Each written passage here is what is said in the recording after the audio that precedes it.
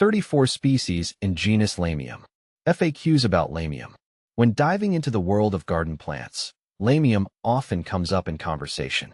With its vibrant foliage and ability to thrive in various conditions, it's no wonder people have a lot of questions about it. Here's a comprehensive look at the most frequently asked questions about Lamium based on my own experiences and research. What is Lamium?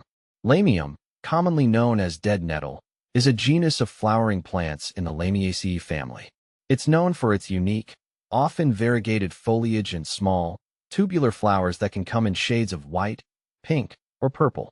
Unlike its stinging relatives, Lamium is harmless to touch and can add a splash of color to shady garden corners. Lamium species. See full list at monsteraholic.com. Is Lamium invasive? This is a common concern. Lamium can indeed be invasive, particularly if not managed properly. Its aggressive spreading through underground rhizomes can lead to it overtaking other plants.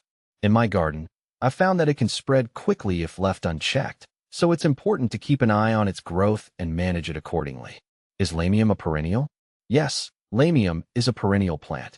It comes back year after year, making it a reliable choice for adding long-term color and texture to your garden. In my experience, it provides consistent greenery and blooms through different seasons, enhancing garden beds with minimal effort.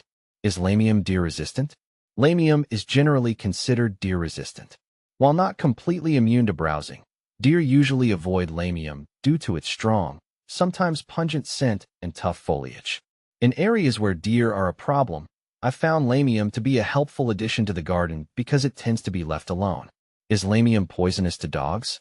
Lamium is not known to be poisonous to dogs. I've never had any issues with pets interacting with it. However, as with any plant, it's always best to monitor your pets and consult a vet if you have concerns about plant toxicity. Can Lamium grow in full sun? Lamium prefers shade or partial shade, but some varieties can tolerate full sun if they have adequate moisture. In my garden, I've had the best results with Lamium planted in shaded areas. Full sun locations can stress the plant, leading to potential issues with dryness and reduced flowering. Can Lamium grow indoors?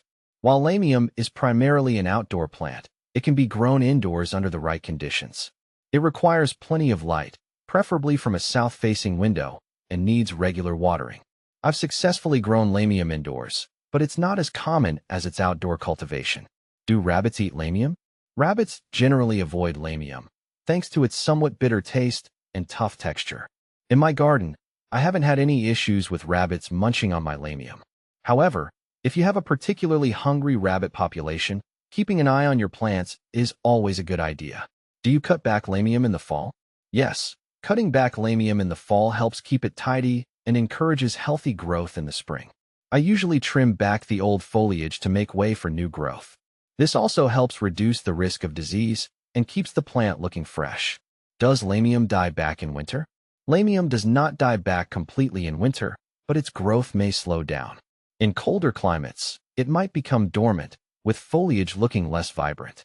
In my experience, it usually springs back to life in the spring, ready to thrive again. Does Lamium prefer sun or shade? Lamium prefers shade or partial shade.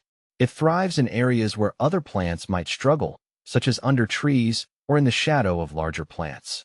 From what I've observed, providing it with shade ensures the best foliage and flower production. Lamium versus Lamiastrum. Lamiastrum is often confused with Lamium, but they are different genera.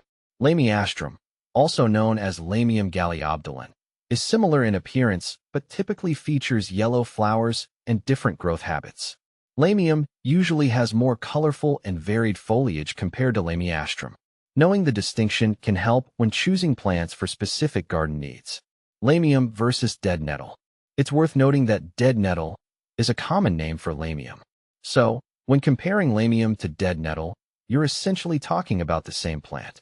The term dead nettle refers to its stinging nettle relatives, which are quite different in behavior and appearance. How to care for Lamium. Caring for Lamium is relatively straightforward. It thrives in well-drained soil and prefers a moist environment, especially in sunny conditions. Regular watering and occasional feeding with a balanced fertilizer help keep it healthy. I've found that it's low maintenance, which makes it a great choice for busy gardeners. How to propagate Lamium. Lamium can be propagated through division or cuttings. Dividing clumps in early spring or fall is effective, and cuttings taken in late summer can root well. I've had success with both methods, finding that dividing mature plants provides quicker results. What to plant with Lamium? Lamium pairs well with other shade-loving plants such as hostas, ferns, and astilbes. In my garden, I've combined it with bleeding hearts and Japanese forest grass for a lush, textured look. It complements these plants well, providing a vibrant contrast. Benefits of Lamium. Lamium is not just about looks. It offers practical benefits too. Its ability to cover ground quickly makes it useful for erosion control and as a ground cover in shady areas. Additionally, its deer resistance and low maintenance make it a valuable addition to many gardens. Common problems. The most common problems with Lamium are related to excessive moisture or poor drainage, leading to root rot. In my experience, ensuring good drainage and not overwatering prevents most issues. Keeping an eye out for pests like aphids and slugs can also help maintain its health. In summary, Lamium is a versatile and attractive plant that can fit into various garden settings. Whether you're dealing with shady spots or looking for a deer-resistant ground cover, it's worth considering. Its ease of care and vibrant foliage make it a valuable addition to many gardens.